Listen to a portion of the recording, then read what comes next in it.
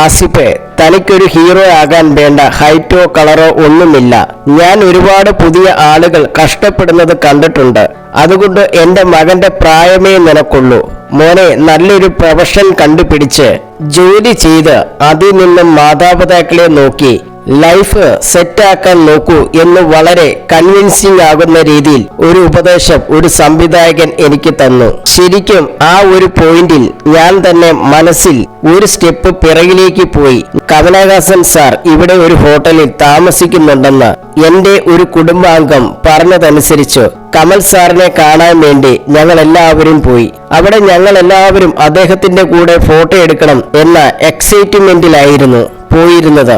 പക്ഷേ ഞാൻ അദ്ദേഹത്തിന്റെ അടുത്ത് പോയി നിന്ന് നോക്കിയത് ഹൈറ്റാണ്. അപ്പോൾ എന്നെക്കാൾ അദ്ദേഹത്തിന് ഉയരം കുറവാണെന്ന് മനസ്സിലായി. സിനിമയിൽ അഭിനയിക്കാൻ ഹൈറ്റും ഒരു പ്രശ്നമല്ലെന്ന് അപ്പോൾ മനസ്സിലായി.